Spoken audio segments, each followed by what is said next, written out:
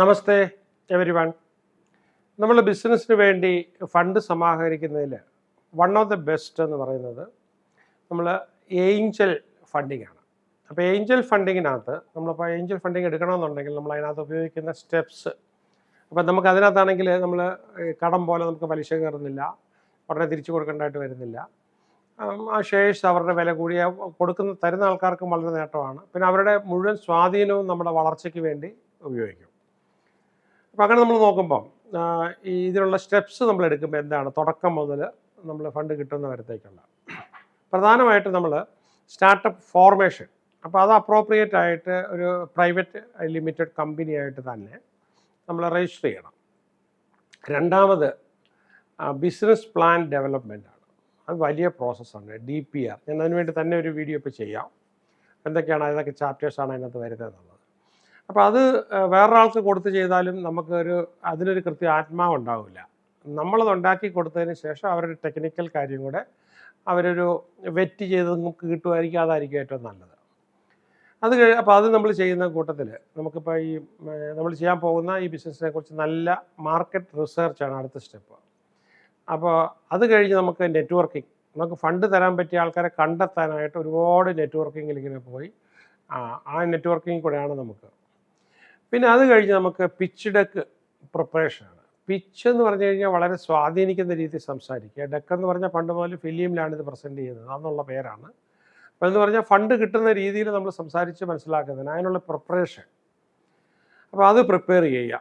അപ്പോൾ നമുക്കത് വളരെ കമ്പലിംഗ് ആയിട്ടുള്ള ഇറസിസ്റ്റബിൾ ടെംപ്റ്റേഷൻ ഉണ്ടാക്കുന്ന രീതിയിൽ നമുക്കത് പ്രസൻറ്റ് ചെയ്യേണ്ടതായിട്ട് വരും. അടുത്തത് നമ്മൾ ഇനീഷ്യൽ കോണ്ടാക്റ്റ്. ആരോടാണ് നമ്മൾ പ്രോസ്പെക്റ്റ് ഫണ്ട് ഇടാൻ ചാൻസ് ഉള്ള ആളെ എങ്ങനെ അവരെ ഐഡൻറ്റിഫൈ ചെയ്യണം, കണ്ടെത്തണം. ഇനിഷ്യലി നമ്മളെങ്ങനെ കോണ്ടാക്റ്റ് ചെയ്യും. അതിൽ നമുക്ക് കൂടിയ നമ്മുടെ നേരിട്ടുള്ള ട്രെയിനിങ്ങിനകത്ത് അതിന് ഒരുപാട് മെത്തേഡ്സ് ഉണ്ട് ലീഡ് എടുക്കാനൊക്കെ ആയിട്ട്. അപ്പോൾ നമ്മൾ പിച്ച് ചെയ്യാനുള്ള മീറ്റിംഗ് ഷെഡ്യൂൾ ചെയ്യുക എന്നുള്ളതാണ് അടുത്ത്. അപ്പോൾ അത് നമ്മൾ അവിടെ കൃത്യസമയത്ത് പാലിക്കേണ്ടത്, അതെല്ലാം നമുക്ക് പിന്നീട് ഇത് പറയുന്നുണ്ട്. അപ്പോൾ ഇതെല്ലാം നമ്മൾ ചെയ്ത് DPRും കൊടുത്തു കഴിഞ്ഞാൽ അവർക്കൊരു ഡ്യൂ ഡിലിജൻസ്. അപ്പോൾ ഇൻവെസ്റ്റേഴ്സ് എപ്പോഴും വളരെ ശ്രദ്ധയോടുകൂടി നമ്മുടെ സാധ്യത, കമ്പനിയുടെ സാധ്യത എല്ലാം സ്ക്രൂട്ടിനി ചെയ്ത് ഓപ്പർച്യൂണിറ്റി പ്രയോജനപ്പെടുത്തണോ എന്നുള്ളത്, ഡേഞ്ചേഴ്സും എല്ലാം ഉണ്ടോ, ലീഗൽ ആസ്പെക്ട്സ് എല്ലാം നോക്കുന്നതാണ് ആ ഭാഗം. അത് കഴിഞ്ഞ് നെക്സ്റ്റ് നമ്മൾ ടേം ഷീറ്റ് നെഗോസിയേഷൻ. അതിനകത്ത് അവർ ചിലപ്പം നെഗോഷിയേറ്റ് ചെയ്യും, നമ്മളത് കൊടുക്കണോ വേണ്ടിയെന്ന്. അപ്പോൾ നമ്മൾ ആലോചിച്ച് വേണം. അപ്പോൾ നമ്മുടെ എക്സ്പേർട്ടുമായിട്ട് എപ്പോഴും നോക്കണം, എക്സ്പേർട്സുമായിട്ട് ആലോചിച്ചിട്ടേ മറുപടി പറയുമോ, ഞങ്ങൾ ആലോചിക്കട്ടെ. അപ്പോൾ നമ്മുടെ വാല്യുവേഷനുമായിട്ട് ഇക്വിറ്റി സ്റ്റേക്ക് എത്രയാണ്, ഇൻവെസ്റ്റ്മെൻറ്റ് എമൗണ്ട് എത്രയാണ്, നമുക്കതെല്ലാം റൈറ്റ് നമ്മൾ അങ്ങോട്ട് കൊടുക്കും. പിന്നെ അത് കഴിഞ്ഞ് ലീഗൽ ഡോക്യുമെൻ്റ് നമ്മൾ പ്രിപ്പയർ ചെയ്യുക എന്നുള്ളതാണ്. അപ്പോൾ അതിനകത്ത് എല്ലാ ടേംസ് ആൻഡ് കണ്ടീഷൻസ് എല്ലാം വളരെ വ്യക്തമായിരിക്കണം, ഒന്നും ആംബിഗിറ്റി ഒന്നും ഇല്ലാത്ത രീതിയിൽ. അത് കഴിഞ്ഞ് നമുക്ക് ചെയ്യാവുന്ന ഇൻവെസ്റ്റ്മെൻറ്റ് ഓഫർ ക്ലോസ് ചെയ്യുക എന്നുള്ളതാണ്. അപ്പോൾ രണ്ട് പാർട്ടിയും പിന്നെ ഒന്നായി, കല്യാണം കഴിച്ചതുപോലായി, ലീഗൽ ഡോക്യുമെൻ്റായി. അപ്പോൾ ഇൻവെസ്റ്റ്മെൻറ്റ് അതോടുകൂടി ട്രാൻസ്ഫർ ചെയ്യുകയാണ്.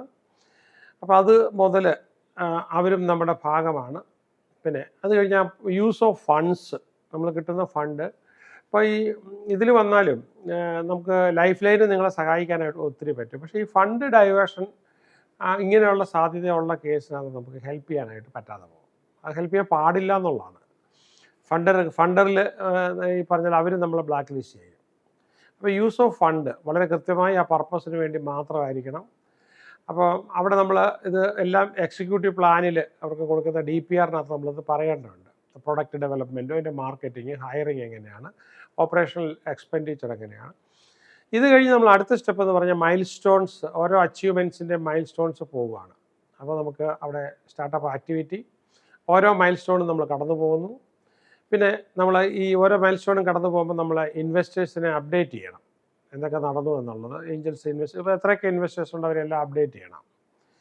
പിന്നെ അത് കഴിഞ്ഞ് നമുക്ക് വേണമെങ്കിൽ അടുത്ത റൗണ്ട് ഫണ്ടിങ്ങിന് വേണ്ടി ഗ്രോ ചെയ്തുകൊണ്ടിരിക്കുക വീണ്ടും ഫണ്ട് ആവശ്യം വരാം. അപ്പോൾ വീണ്ടും നമ്മൾ ആ ട്രജക്ടറിയിൽ നമ്മൾ അടുത്ത എങ്ങനെയാണ് അപ്ലൈ ചെയ്യുന്നത്, അതിനുള്ള പ്രിപ്പറേഷനും മറ്റുമൊക്കെ ആയിട്ട് നമ്മൾ മുന്നോട്ട് പോകുന്നു. ഇതിനകത്ത് തന്നെ നമ്മൾ വ്യക്തമായി ഈ ഫണ്ട് തരുന്ന ഏഞ്ചലിൻ്റെ ഒരു എക്സിറ്റ് സ്ട്രാറ്റജി, ഇത് നമുക്ക് വാങ്ങിക്കാം, ഇല്ല നമ്മുടെ ബാക്കി ഷെയർ ഹോൾഡേഴ്സിന് വാങ്ങിക്കാം. അതും അല്ലെങ്കിൽ IPO ആയി കഴിയുമ്പോൾ അവർക്ക് പുറത്ത് വിൽക്കാം. അപ്പോൾ അവർക്ക് എങ്ങനെയാണ് എക്സിറ്റ് സ്ട്രാറ്റജി, കാരണം അവർ പിന്നെ അടുത്ത കമ്പനിയിലേക്ക് പോവാണ്.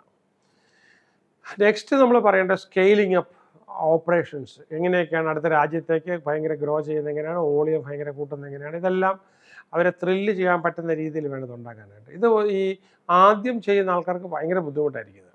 ഓക്കെ, അപ്പോൾ ഇത് നമ്മൾ ക്ലാസ്സിൽ വരുമ്പോൾ ഇതിനൊക്കെയാണ് നമ്മൾ കൂടുതൽ ടൈം എടുക്കേണ്ടത്. തന്നെയല്ല, ക്ലാസ്സൊക്കെ തുടങ്ങുന്നതിന് മുമ്പ് തന്നെ ഇതിനെക്കുറിച്ചൊക്കെ ഒരു ധാരണ നമുക്ക് വേണം. ഇനി അടുത്ത നമുക്ക് ഇൻവെസ്റ്റർ ഇൻവോൾവ്മെൻറ്റ്. നമ്മൾ പ്രധാനപ്പെട്ട കാര്യങ്ങളൊക്കെ അവരെ കൂടെ ഒന്ന് അറിയിക്കണം, ഇൻവെസ്റ്റർ ഇൻവോൾവ്മെൻറ്റ്. പിന്നെ വാല്യുവേഷൻ, അടുത്ത നമുക്ക് നെക്സ്റ്റ് നോക്കുമ്പോഴത്തേക്ക് എങ്ങനെയാണ് നമ്മൾ വാല്യുവേഷൻ എടുക്കാൻ പോകുന്നത്, ഇപ്പോഴത്തെ വാല്യുവേഷൻ, അതിൻ്റെ മൈൽ സ്റ്റോൺസ് കഴിയുമ്പോൾ തോറും വാല്യുവേഷൻ്റെ എമൗണ്ട് കൂടിക്കൊണ്ടുവരും. അതുപോലെ തന്നെ നമ്മളുടെ ലിക്വിഡിറ്റി, എത്രമാത്രം നമുക്ക് ലിക്വിഡിറ്റി കിട്ടാനായിട്ടുള്ള ഇതുണ്ട്, എക്സിറ്റ് ചെയ്യാൻ അവർക്കുള്ള ഓപ്ഷൻ എങ്ങനെയൊക്കെ ഉണ്ട്, ഇതെല്ലാം അവർക്ക് വളരെ വ്യക്തമായിരിക്കണം. അപ്പോൾ ഇതെല്ലാം ഉൾപ്പെടുന്ന ഒരു പ്രോസസ്സാണ് നമ്മൾ ഏഞ്ചൽസിൻ്റെ ഫണ്ട് നമ്മൾ ഉപയോഗിക്കാനായിട്ട് ശ്രമിക്കുന്നത്. അപ്പോൾ ബാക്കി കാര്യങ്ങൾ നമുക്ക് പിന്നെ BMS 6 ഈ ഫണ്ടിങ് മാസ്റ്ററി എന്ന് പറയുന്ന ക്ലാസ്സിൽ, അവിടെ നമുക്ക് ഏതാണ്ട് 200ഓളം ഫണ്ടിൻ്റെ മെത്തേഡ്സ് ഉണ്ട്. അതിനകത്തൊരു 20 ഫണ്ട് ശരിക്കും പഠിച്ചു കഴിഞ്ഞാൽ, അപ്പോൾ അവിടെ നമുക്ക് ഫണ്ടിങ് മാസ്റ്ററി വരണം. ഇതിപ്പോൾ ഒരുപാട് പേര് 10 വർഷം മുമ്പ് എൻ്റെ ക്ലാസ് ഇത് പഠിച്ചിട്ടുള്ള ആൾക്കാരുണ്ട്. അവരൊക്കെ ബിസിനസ് ഒരുപാട് വളർന്നു കാണും, അപ്പോൾ അവർക്ക് ഇതെല്ലാം അറിയാവുന്നതാണ്. പക്ഷെ അത് കഴിഞ്ഞ് 10 വർഷം കഴിഞ്ഞ് ഇത്രയും കാലം ഇത് വീണ്ടും റിസർച്ച് ചെയ്തുകൊണ്ടിരിക്കുകയായിരുന്നു. അപ്പോൾ അന്ന് 100 എണ്ണം വരെ പഠിപ്പിച്ചിട്ടുള്ളൂ, ഇന്നിപ്പോൾ 200 എണ്ണം ഉണ്ട്. തന്നെയുമല്ല, നമുക്ക് ഈ കൊള്ളാവുന്ന ഇതിപ്പോൾ ഈ ഫോർ എക്സാമ്പിൾ നേരത്തെ ഒന്നും നമുക്ക് ഈ DPR പ്രിപ്പയർ ചെയ്യാനൊന്നും ഹെൽപ്പ് ചെയ്യുന്നില്ലായിരുന്നു. ഇപ്പം നമ്മൾ DPR ഇത് ചെയ്യാനായിട്ട് പറ്റുമെങ്കിൽ DPR ഉണ്ടാക്കിക്കൊണ്ടാണ് നമ്മൾ ഫണ്ടിങ്ങിൻ്റെ ക്ലാസ്സിൽ കയറുന്നത്. അപ്പോൾ ഫണ്ടിങ്ങിൻ്റെ പ്രോസസ്സ് നമ്മൾ കുറച്ച് ഭയങ്കര ഡീപ്പായിട്ട് നമ്മൾ പഠിക്കേണ്ടത്, നേരത്തെ ചെയ്തിട്ടുള്ള ആൾക്കാർക്കും പ്രധാനമായും നമ്മൾ പഠിക്കേണ്ടത് ഈ പറഞ്ഞ നമുക്ക് എപ്പോഴും ഒരു 100 crores ഒരു ലെവലിലേക്ക് നമുക്ക് വരണമെന്നുണ്ടെങ്കിൽ നമ്മൾ ആദ്യം പഠിക്കേണ്ടത് ഫണ്ടിങ്ങാണ്. ഫണ്ടിങ്ങിൽ നമുക്ക് തറോ നോളജ് വേണം. Number 2 marketing. നമുക്ക് ഈ പ്രൊഡക്റ്റ് ഉണ്ടാക്കി കഴിഞ്ഞാൽ നമുക്കത് ജനങ്ങളിലേക്ക് എത്തണമല്ലോ. മാർക്കറ്റിങ്ങിൻ്റെ ആ ഭാഗം BMS 5 വരുന്നത് നന്നായിട്ട് പഠിക്കണം. അത് കഴിഞ്ഞ് നമുക്ക് ലീഡർഷിപ്പ്, ഇത് നടത്തിക്കൊണ്ട് പോകണമെങ്കിലുള്ള കഴിവ് എല്ലാ ആൾക്കാരെയും അത് നടത്തിക്കൊണ്ട് പോകണം നമുക്കുണ്ടാകുന്നത്. അപ്പോൾ ആ ലീഡർഷിപ്പ് അത് നമുക്ക് BMS 3 ഓക്കെ.